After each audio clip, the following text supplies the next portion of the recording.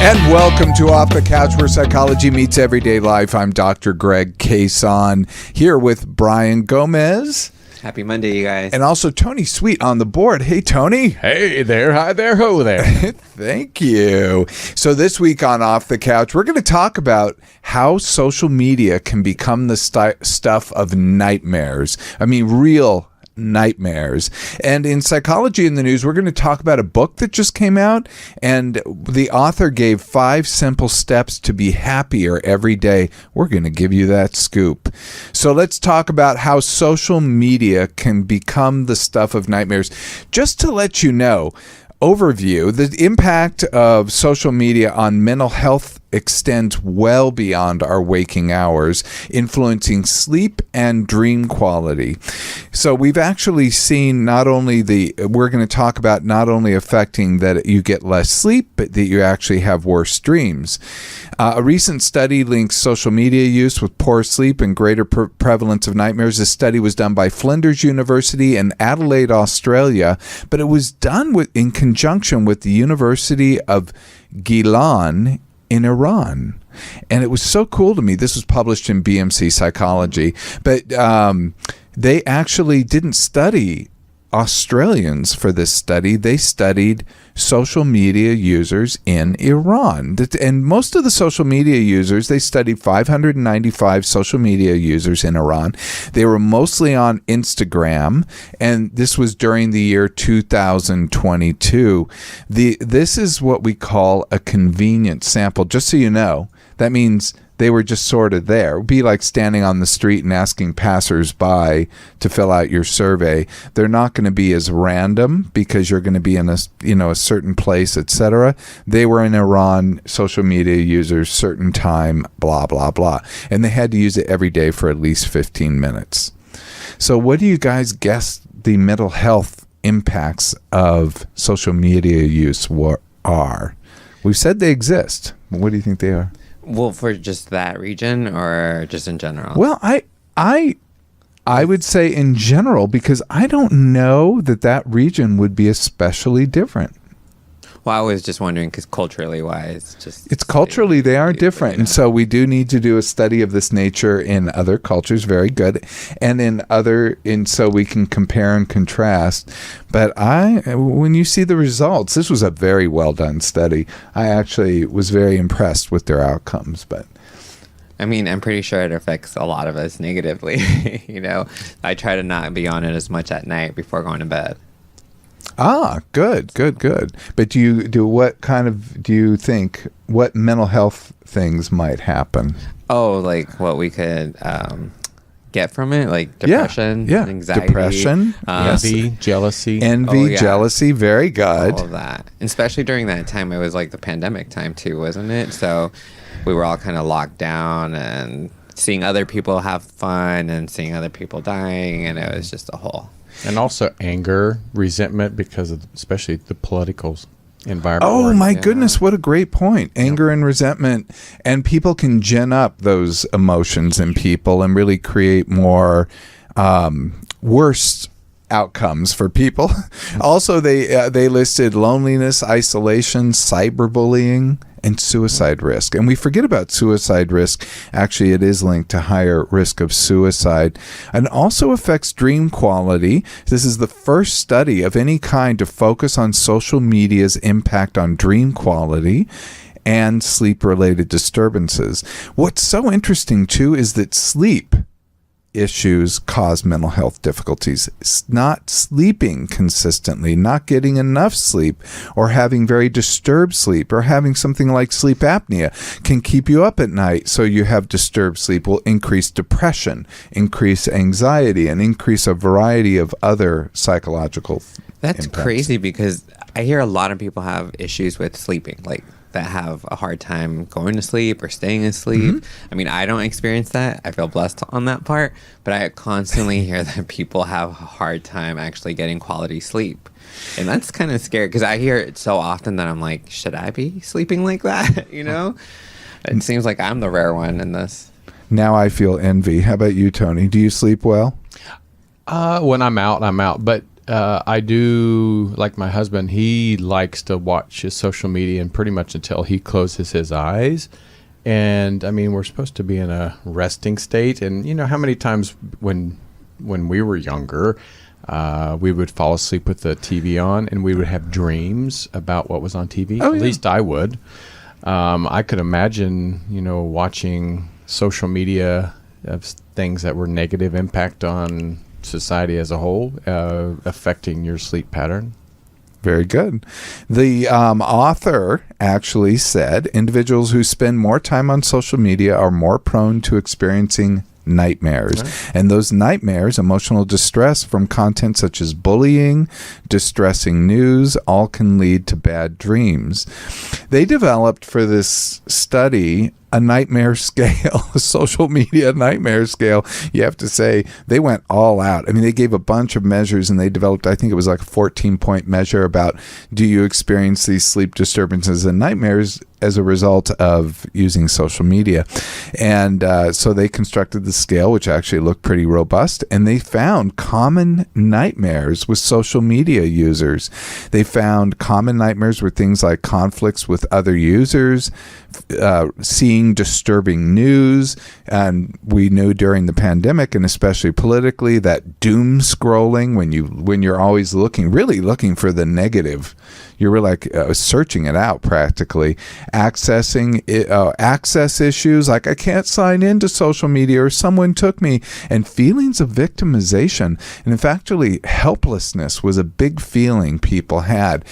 If people are watching on the YouTube, they can actually see that some of the biggest ones were Logging in. I'm sorry? The biggest one, logging in. Being unable to log in was the most prevalent nightmare. That's of all things. Yeah. That's All the it. things. Wow. Well, number 2 was disruption of relationships. Like, so-and-so doesn't like me, or maybe they unfriended me. I remember when I had a friend unfriend me, and I actually, I saw him regularly and I was really hurt by it. And I said, you unfriended me. And he said, how did that happen? I didn't unfriend you. And I go, well, you did. And I was upset by it. And it really wasn't something that happened. Anyone else who's unfriended me, I guess I didn't notice. But that was the only time I was like, I felt kind of bad about it. I'm like, good, one less person to contact. I mean, that's one way of looking at it, yes, and I think probably a good way. The nightmare effects increase anxiety, lower peace of mind, which they actually measured here, poor sleep quality, and nightmare distress. The top themes were inability to log in and disruption of relationship. Least common were sexual harassment and identity theft, but they were listed. They were just the least common. Other big ones were being rejected by another user. Doesn't surprise me. Being insulted or humiliated. Being anonymous was a high one. Being anonymous, like no one knows who I am, which really kind of made sense because social media seems to be about look at me, mm-hmm. I am somebody. But other common themes we all have during dreams or nightmares: being lost. I don't know if you've had that, but like all of a sudden I don't know where I am. Receiving threatening messages or any kind of threat. Posting an inappropriate post, like posting, I guess, a naked picture of yourself by That's accident. always been a big fear of mine, for sure. I don't have nightmares, but it's been like, oh my God, I would die. That was the Captain America. Oh, did he post a naked picture? Chris Evans. Chris Evans? He accidentally posted a picture of his penis and took it down but by the time he took it down, it was too late. Yep. Oh, well, we can probably do a Google search on that. Already have. Yeah, remember when Senator Ted Cruz from Texas posted his porn history? Wasn't he the one that posted his porn history? I'm pretty sure. Oh, I don't even want to know what his Yeah, I mean, no one wants to know that, but it's, you've all got these types of things. So basically, their model for how this works is you use social media use, and then you have social media related nightmares, and that disturbs your anxiety, peace of mind, sleep quality, and you have nightmare distress. And you have distress from the nightmares, and then distress about having more nightmares. This can really snowball. That's unfortunately part of the problem. They don't know if this is causal. Like, they can't say that. This is really a correlational study, but it's a strong correlation with high significance in every pathway they notice. So it looks to be that way, but more study needs to be done. This also brings up the whole issue of just social media awareness and social media use. And, we're looking at addictive models in social media. And I wanted to talk about social media. And it does something very special in mental health. This works on a pathway which I'll talk about. This all goes back to when I was young. Tony, maybe you remember this. AOL was the prevalent way of getting on the got mail. Oh, yeah. That you just played my nightmare scenario. But AOL actually when I used to use AOL, when you'd sign on, if you had mail, they would play that You've Got Mail thing. You've got mail. Perfect. And when you heard it, you knew to go check your email account. But you didn't have email that came into your computer to check there. You had no notification except when you signed on to AOL. But I remember I was in grad school and I was just starting, I think, of my master's program. And I got one of those. I was watching television and they had a commercial on TV, and they played for AOL, and they played You've Got Mail. And I had this incredibly strong urge to check my AOL account. Like, incredibly strong. And I almost felt sweaty. I'm like, oh my God, what's going on? And at first I'm like, oh, it's a trigger. It's triggering me to use. Does that mean I'm addicted to AOL?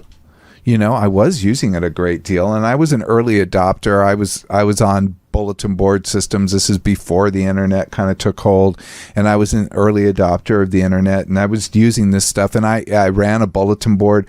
I went basically a pre-internet website before this all happened. So I was kind of a goon. I was really thinking about going into this. I wish I had. That would have been my ticket to ride. But I really did want to go into psychology. But, we all make poor decisions now and then. But the reality was, I was looking at this and thinking, what the hell's going on? Why am I addicted to AOL, or what's going on? And it wasn't until I took psychology that I started to learn about reinforcement models. I wasn't going to go deeply into it, but just to say that we're reinforced. When we have a reinforcement model, it's something that makes our behavior increase. So, if you give your dog a treat after doing a trick. I was just going to say that. I was like, it sounds like when they're training my dog. Yes, but you don't know that people are trained as well. And I was trained by AOL to want to check my AOL account. And when they played that commercial, when they played that commercial and I heard You Got Mail, I wanted to check my mail on AOL. Today, if you hear a ding or yes, and everybody reaches for the phone. Yes, we're conditioned to check. Mm-hmm. Absolutely. Wow. Now I have all the sounds turned off on my phone. Period. All completely turned off all the time. It took me a while, but I figured it out. Turned off because I just want no sound whatsoever. I'm just the opposite person. But during that time, I looked at that and I thought, oh my God, I'm addicted to this. What's going on? And I realized this happened with commercials in general. Things like, remember you ever watch a Coca-Cola commercial and they pop open a can of Coke and you're like, I want a Coke. And you hear the soda just running into a glass of ice. Yeah. And you want one. I'm craving it now. Or you see a Taco Bell commercial and you're like, oh, look at that melted cheese. I'm doing a Taco Bell run. But, that works on a reinforcement model.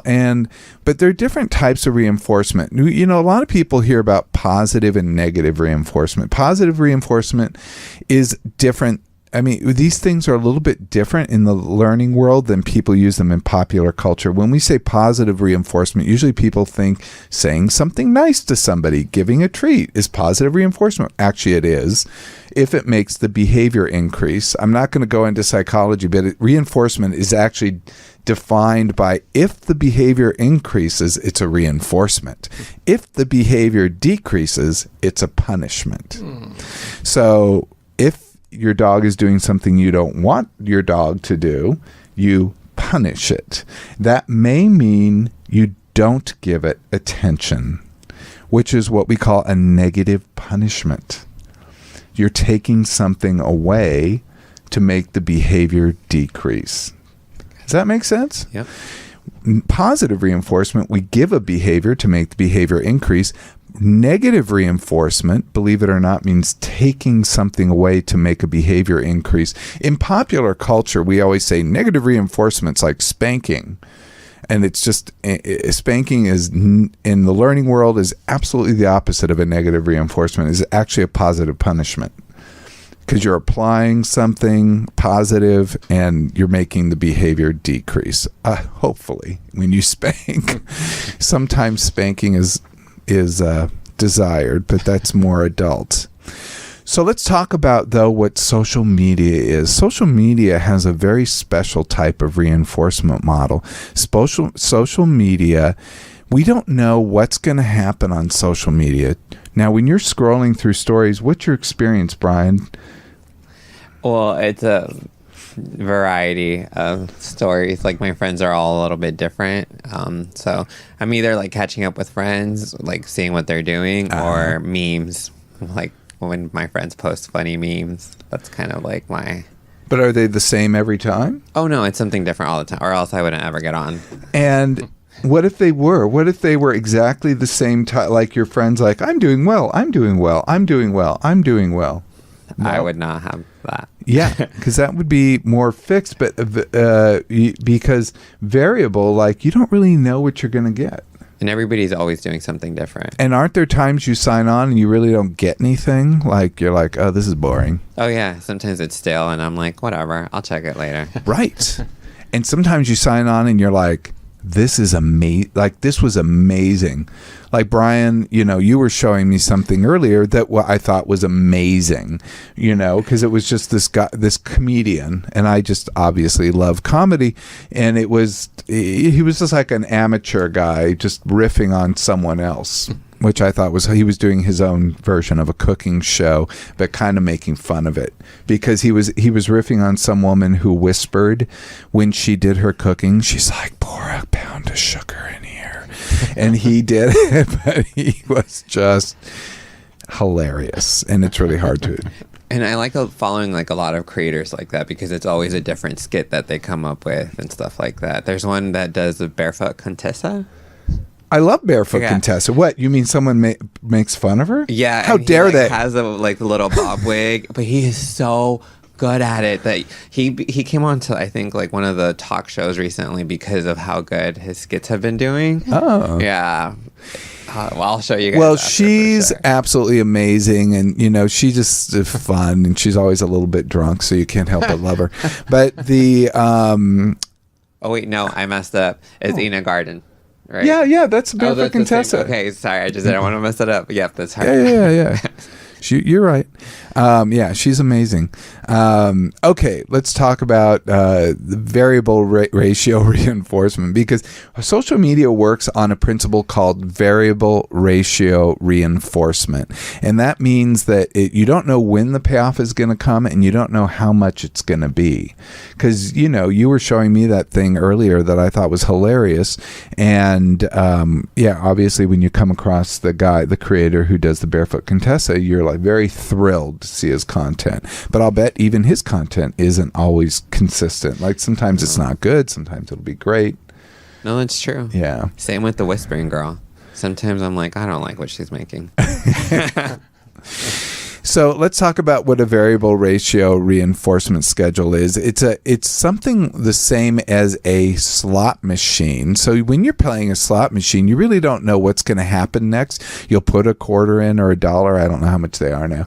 And you put it in and you pull the lever and you see how much you win. Most of the time you get nothing. Sometimes you get a little bit. And sometimes, if you're very lucky, you'll get a payoff. I was 21 in Las Vegas, and my friend got a payoff for like $300. And that was, he's like, it's paying for the weekend. We were so thrilled. It was like the biggest deal of my life. That is the only time I've ever observed winning in Las Vegas, though. But that's cool. So it's like when you're on your phone scrolling and you just like refresh the page. It's Yes. pretty much like when you're pulling the lever. Very good. That is pulling the lever. Very good. Another thing that might be kind of common is like a door-to-door salesman, or someone comes to our door. We don't really know what's going to be. It could be a friend, could be an annoying person, trying to sell us something. Could be, if they are selling us something, it might be something we really want. We don't really know. Another thing are video games. Video games very much work on this variable ratio reinforcement principle. Why I talk about that is because these things cause us to be addicted. Not that we're addicted to opening the door, but we do, when someone does ring the doorbell or knock on the door, we are queued up to want to go check it. You don't usually want to just sit there unless you're trying to avoid everyone coming to your door. So we start to answer that cue. And the same thing happens when we hear those ding, ding, buzz, buzz. We'll want to check our phones. Or when we're watching a video game, or when you see some kind of advertisement for a video game that you love. You're like, oh, I want to go home and play it. All of this takes hold because this type of reinforcement schedule actually causes us to learn much better, and it's very, very resistant to extinction. That means it's very resistant to letting go. So once you learn something through variable ratio reinforcement, it's very hard to let go. And this is why gambling addiction, people don't understand gambling addiction, is a behavioral addiction. But every time someone talks to me about gambling addiction, they're like, well, it's not as bad as alcoholism. I'm like, yeah, it's worse because it is very, very, very resistant to letting go of the learning. Mm-hmm. And so it's a really rough disorder. I mean, gambling addiction. A lot of people are afflicted in this world. We could talk a lot about it. And now that sports gambling is accessible through the iPhone, do you know that it is? I don't want people to look at it, but you can download an app now that can do that. I don't want people to get it, but here's the app now. I mean, I'll put a link. No, I'm not. No, I mean, there have been lots of studies about how the sports apps on phones have now increased gambling a great deal more. I mean, this is it's a concern because a lot of those people will become addicted. So variable ratio reinforcement, like with your dog, that's why with your dog, you don't have to be perfect every time in your reinforcement. So, and they'll learn. And it's funny you mentioned that. I was going to ask you because sometimes, the trainers found out that she's really good with like treats, like she's food motivated. Yeah. So aren't we all? They give her treats instead of like punishing her or anything. They reward her to do like certain things instead. You get me? Yes. Yeah. So is that still like one of the ways that you can do it, right? What, you can reward her to do things? Yeah. Instead of like, instead of reacting to a dog, they'll like give her a treat and call her over, so she pays attention to the treat instead. Yeah. But so I'm not going to go into a full learning class. You would not want to keep that up. You would want to do something called fading the reinforcement. This is like, I'm sorry, let's go into dog training here. But you would want to stop that because you don't want to feed your dog every time they go up to another dog, or you want to feed them to stay away from the other dog, and then you do want to decrease that over time to decrease the behavior, but transition the reward to something like good job and petting. That's what it turns into afterwards. Positive voice reinforcement, high pitch and like that excitement. of it. Yeah. So it's weird. And this is why I always tell parents too. I'm like, you don't have to be a perfect parent. In fact, perfect parents, their kids don't learn as well. That actually it is okay to be a messy parent and your kids will learn better. So don't worry about it. But variable ratio reinforcement, because it's so prevalent in these types of social media models, and it's both accidental because we don't always know the content, and it's intentional. They do things called something on social media, they call it gamifying, and they do this with apps and programs in general, which is they try to make things more addictive so that you'll use them more and so that your body will be tuned in. Believe it or not, you're all being manipulated. Sorry to tell you, but you're all being taught to want to check your phones. Well, even with like marketing and advertisements, they use specific colors and stuff to make you even crave a certain thing. Yeah. So it's kind of crazy that everything is manipulated in that way. Yeah, but it's so insidious with social. I think social media is actually among the most problematic in this particular way. There used to be something that I was actually worked at UT, and one of our professors came up with the term internet addiction. She got all this media attention. She was the first one to come up with that, and she got all this media attention for that. And she thought, oh, just using the internet is addictive. And I'm like, well, yeah, I mean, she was right. I mean, because in the early days, there were times that you would want to check the internet and you would stay on it for a long time, et cetera, et cetera. But in the old days, you kind of hit the bottom. I mean, there was stuff you just couldn't. There was just not a lot. Now it's endless, and social media is endless. Really, I mean, I guess you can tire out at times from checking all your friends, but you can also go to different apps and do different things. It's crazy. It's like a different world, pretty much. Like you submerge into a different world. It does allow you to merge into a different world. And we could talk about all the hate-filled messages too. Good point. Thank you for bringing that up, Tony. And all the doom scrolling, etc. It's something we'll have to pay a lot more attention to as the election draws near. But for today, I want to go into something happy too, which is, this is a book called New Happy by Stephanie Harrison. There it is. This is a very, even the book cover is happy, colorful letters saying New Happy. I've studied the science of happiness for 10 years. This is what she says, and take 5 simple yet powerful steps each day to feel happier. Usually I'm like, oh, this is corny. I agreed with her. I agreed with her 5 steps, so I wanted to go through them. So I thought this is worth it. She talks about the pursuit of happiness being enshrined in the Declaration of Independence as a fundamental right. I don't know if the Supreme Court gets a hold of that, they might change their minds, but for right now, it is a fundamental right. This pursuit of happiness can be daunting and often misunderstood, and American culture and conventional wisdom often mislead us about happiness. Well, how do you think we become happy, Brian? Like, as my personal point of view? Yeah. I don't know. That's a tough one because I feel like everybody has their own perspective of happiness. How do you define happiness? I feel like peace. When you're at peace is happiness. I love it. Peace is happiness for sure for me. Peace. P-E-A-C-E, not piece of pie. That would be a piece of pie. That'd be a happy moment. I would be perfectly fine. But yeah, a piece of pizza. How about you, Tony? How do you define it? Yeah. Define it of happiness. I'm sorry. Complete disconnect from outside sources. I love that. Oh, that is a pathway to happiness. That is very nice. I often will talk to people about, there's a concept in happiness which is sustained contentment, sustained satisfaction. So we don't have to be especially joyful all the time, right. nor do we shy away from negative experiences and negative feelings. They're a part of life. And this is really consistent with the Scandinavian notion of happiness. And this is why the Scandinavian countries are generally among the happiest countries in the entire world. So if we all can just keep generally satisfied, we're going to be happy. This goes along with research, which, I didn't read this book yet.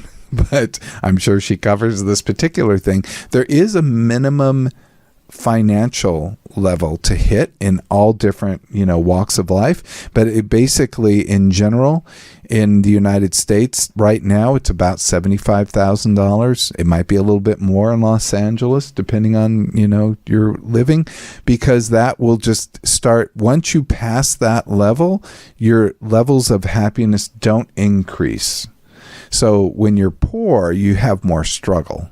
When you have, all kinds of things going on in your life, you can't pay bills, you can't pay the car payment, that's going to make you less happy. So when you have a certain amount of money, then it's equal across the board. That's very interesting. So all these billionaires, it explains why they're not always the happiest lot. Yeah. In fact, they can be quite unhappy. Elon Musk, or, and it's interesting. There's a movie called, what was the Rosebud movie?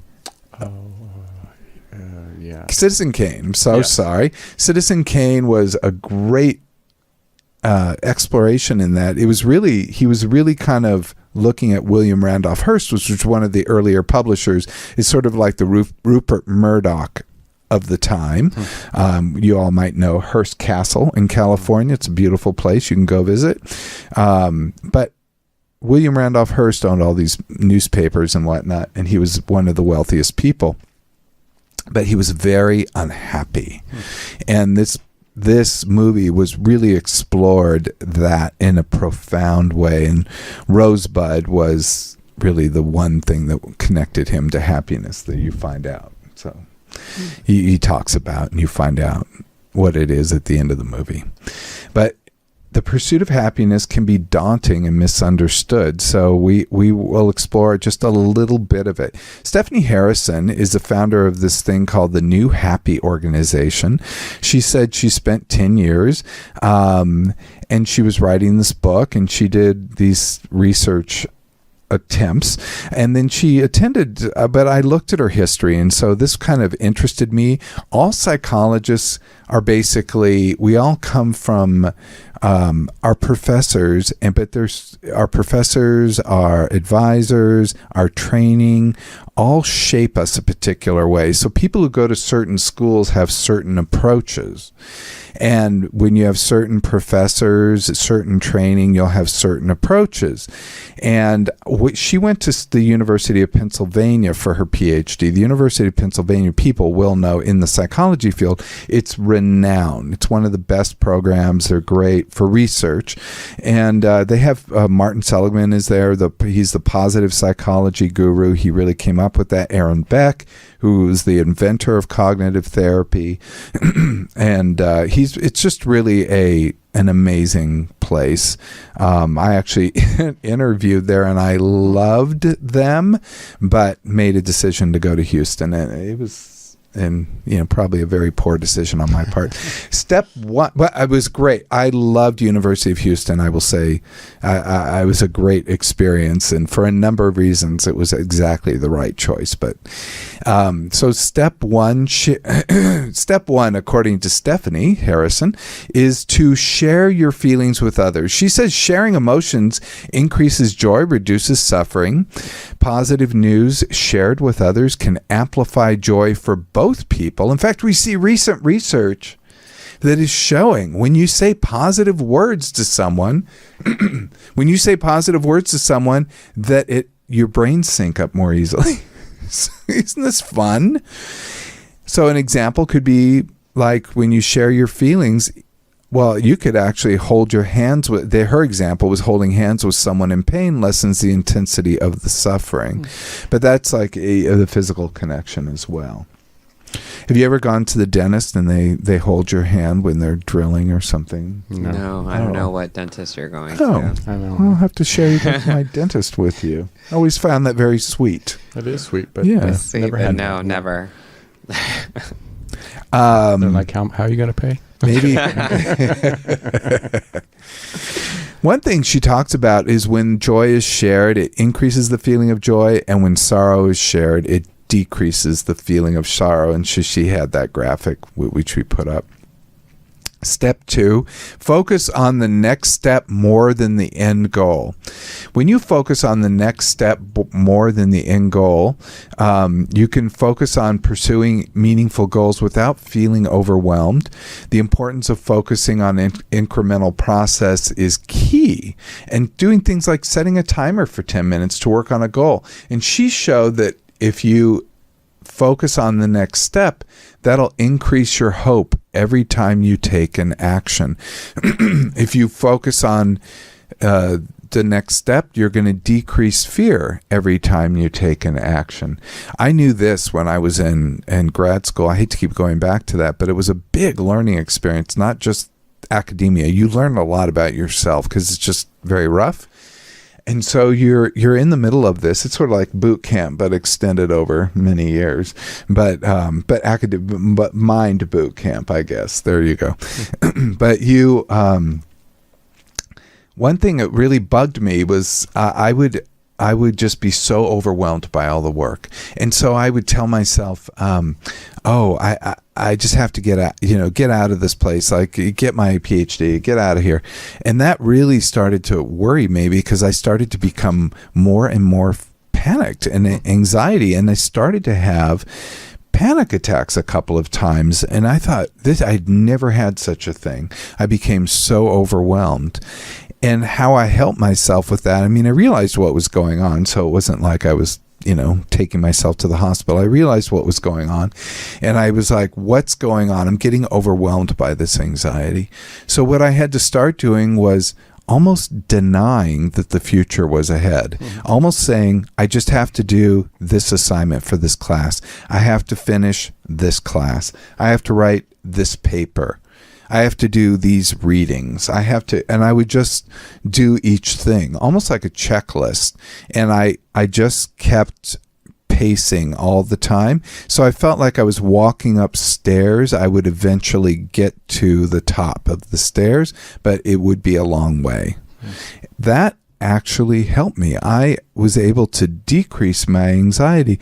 So I was excited to see this. To focus on your next step more than your goal is an approach here, because I've always advocated that. I think when you focus on the goal, you lose touch with the process. And the goal is often anticlimactic to people, that they feel less thrilled. That the pursuit of the goal is actually usually more thrilling. So, set a timer, Brian. For what? Did you space out there during that? No. No. Well, we'll move on to the next one. I'll set the timer. Performing an act of kindness. I always say at the end to be kind. This is something I've advocated a lot. So she says helping others boosts emotional and physical well-being. Acts of kindness can lower blood pressure and cortisol. And examples are sending a text, sharing a video, spending time with another person, or helping an old lady across the street, as the AI image generated for me. So performing an act of kindness, happiness will increase after helping someone, and stress will decrease after helping someone. And this is absolutely true. And when people are depressed, people are surprised when I'll advocate for them that, maybe they need to volunteer or help another person. And they're surprised that that is something I would recommend. Yeah, I do that sometimes when I'm mad too, or upset at someone. I'll just be nice to them, and then being nice actually helps. It just like makes it all go away. Well, that's nice. Tony, you're always nice to us here, so I don't know what to say. He probably doesn't like us. He's is that true? Yeah, it's only all an nice to act? the people I don't like. Just kidding. The people I love, I treat like crap. Oh, well, Just kidding. there you go. But it is a nice thing to do at performing an act of kindness. One thing I used to do, organizational training or management, train like business organizations. I had this little dog and pony show I did, and it was kind of fun, because one thing I'd always recommend that got pushback every time was doing a random act of kindness. And to think about doing that even once a day, something like, when the copier runs out of paper, put more paper in. Like, instead of walking away from it and letting someone else do it. Or, if someone needs coffee, getting it for them, like going, hey, I'm going to go to the coffee. Would you like one? Like little things. Like holding the door open. That's so little, but so many people don't do it. Holding the door open. And Very if somebody nice. does it, please say thank you. Thank you. Say thank you. Because I'm the one that will be like, never mind. I just say you're welcome. When they just do that. charge through. You're welcome. And then they look shocked and say, oh, thank you. Yeah. Same way. No, I take it back completely. Oh, you're I welcome. make sure you know. I know it's all our passive aggressive tendencies, but it is infuriating, isn't it? When someone they're often charging through, like they feel like you're the doorman, I guess, and they won't look at you. But you can always tell who the door openers are because they'll be like there'll be a charge of like a whole family will go through, the mom, the kids, sister, cousins. There'll be like this charge of people coming out from a restaurant. No one will look at you, and they're all looking straight forward, like marching. And then all of a sudden, beleaguered dad will be at the end. Oh, thank you so much. That was so nice. Thanks, So Dad. you're like, he's the door opener. So performing an act of kindness, yes, can increase happiness and decrease stress. Also, step 4, asking for help when you need it. Asking for help. This is actually an area, believe it or not, I have some trouble with. Same.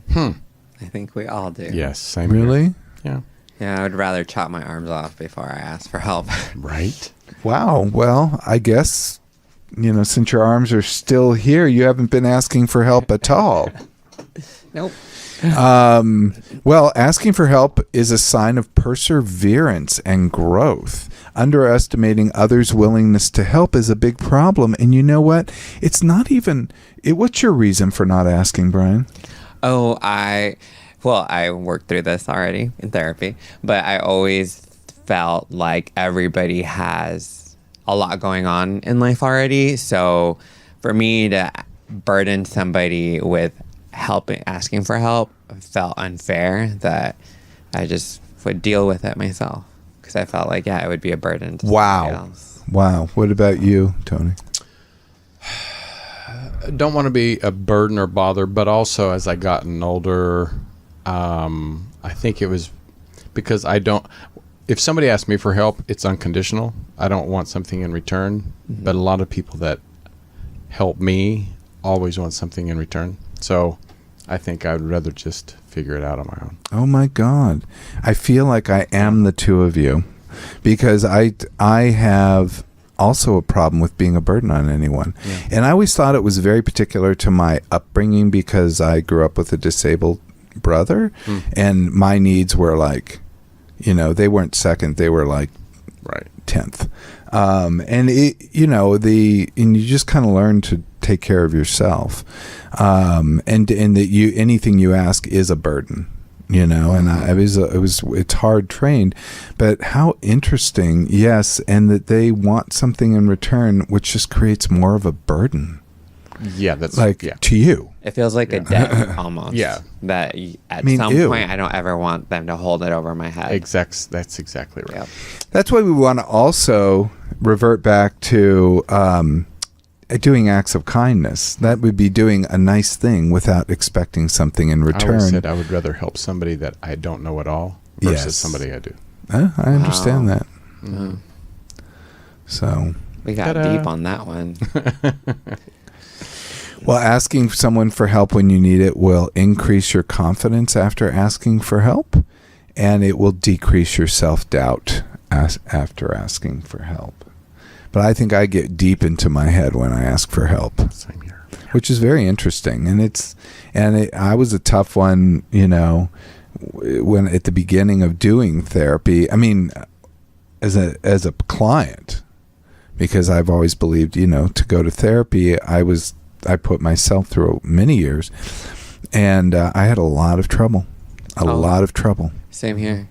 whenever I finally, I don't even want to say caved, but like it felt like for me, caved. like I caved whenever I actually started going to therapy, because I was like, wow, I don't think I can handle it all myself. And that was a really hard pill to swallow for me. Wow. Yeah. Well, interesting, gents. You can ask me for help. I'll ask you for help. Maybe we can start there, and Brian can keep his arms. Right. Thank you. So thoughtful. And the last one is to notice the good that's around you. We have to overcome something called the brain's negativity bias. Do you guys know that when you have, when you're looking at things, that your brain will naturally want to focus on the negative things?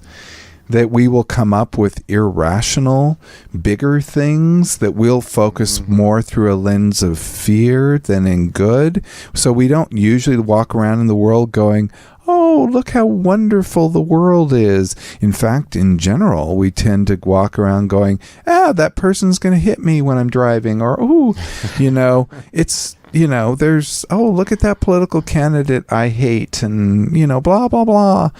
And we have all kinds of negativity. Most of the time we feel pretty neutral, but we'll be tuned in to negative things. And the brain kind of naturally does this. Why do you think that might be? To really think very sympathetically. Why might that be? We do it for... Do you think it's a learned trait from family, or is that something just deep generational Trauma? Yeah, I do think it comes... I don't know that it's trauma related, although there could be aspects, but in general, I do think it might be learned in its specific content and nature, but in general, it might be hardwired biological. That we're doing this basically for protection. So we notice things that are fearful to protect us. So when a baby, bonds with its mother, it learns its mother's voice, it learns its mother's look, and so it knows this mother is a safe person. But if you present the baby with a stranger, especially a stranger that looks very different from its mother, the baby you'll see it have an anxious reaction or even start crying or doing something else. So because they will see something more protective. So we're thinking this might be more hardwired, that it's basically for protection. And over years, we learn how to protect ourselves from a number of different things. So doing this, noticing the good that's around you, is actually not so easy. So refocusing on what we have rather than what we lack. And because I can do this in the place I live. I live in a very relatively small place, and the hardwood floors are 100 years old, and there are holes in them, and it's just got all kinds of problems, and I have leaks, and I'm looking at all the repairs that need to be done, and it's just a million different things, and I'm like, oh, heavy. And sometimes I have to go, I'm so happy. I love this beautiful place. I'm very fortunate, all this stuff. I turn it around. I actually actively do this in my head, and that helps me to feel better. His house is really cool, by the way. I got to say, it's cool. Thank but I do you. get it. It's like it's an older house. It's old. But it's got such cool character. So, yeah. I would take that house over a brand new built house for sure. Well, I would too, because it's why I was quite biased. We're talk about environment and buying a house or moving into an apartment or house, and the psychological effect. We'll do that one day, because that is something we're both very interested in. So refocusing on what we have rather than what we lack is very key. That is the whole practice of gratitude. And just note, you don't need to do it dramatically. Just notice what's around you. Like, I'm very grateful to have you in my life, Tony, and thank you. And back at you. You're really wonderful, and I'm really grateful to have you in my life, Brian. Oh my God, this is goony, syrupy. Pumpkin sensitive. No, but sometimes I'm even just driving down the street, and I'm like, I'm thankful that I even have a car, that I can even drive down the street, especially in this heat. Like, it's such a simple little thing, but that little thing is like, Yeah, some people don't. You I know, had 2.5 years I lived in LA that I didn't have a car. So, Wow. Yeah, you start appreciating things a lot more when you don't have stuff, and then eventually do. and I try Very to good appreciate point. things even when I do have stuff that I'm like, thank God, because at some point this was an issue, you know? Mm-hmm. So, yeah. I don't know. That's my thing. Very nice. And, just I appreciate all the people listening. Also, examples: noticing a helpful colleague, a chat with a friend, and beautiful sunset. Those are examples she give. When you notice the good that's around you, your contentment increases. Contentment, remember what I talked about before? Sustained satisfaction. Mm-hmm. This increases our sense of happiness. But you know what else goes? Envy decreases. Envy after practicing gratitude decreases. Yeah. And so when we're looking at social media, maybe we need to put it down and look around. Look around at what we have and feel gratitude. Because, if you have a roof over your head, if you have a car to drive, how amazing. If you have, family or friends or someone to care about, I think that's amazing. If you're not hungry, If you're not hungry, or if you're taking Ozempic and you're, we were joking about it earlier. Oh. That's why we're saying. But I guess that you don't feel hungry on Ozempic, so I didn't know where I was going with that. I said, then you're feeling good about not being hungry, but I guess you aren't hungry on that drug, so I'm not exactly sure. That was a very, very poor thing. Anyway, your conclusion is, and I really like this, is that implementing these 5 steps daily can transform your daily experiences. I really agree. I thought these were really nice. Practicing them regularly makes them instinctive, and that's part of the key. When you practice a behavior, you want to do it over and over again. All behavior change takes work and practice. And I reject that you learn a habit after 30 days. What is that? I don't even know. Sometimes it takes like a year. I mean, it takes a long time sometimes. So do it every day and don't expect it to be easy and don't expect instant results. And to do this every day, and we'll all feel a little bit better. Okay, that wraps up the show for today. Reminder to like, subscribe, give us 5 stars. Links to studies, go to my YouTube page at youtube.com/Dr. Greg. And if you have any questions or topics you'd like us to cover. Yes, Brian? Nothing. I just have to pee. That's all. Well, that would be great. You can hit me up on social media to let me know how it went. This is Dr. Greg, Brian, and Tony bidding you farewell until next week. Be present, be flexible, and be kind.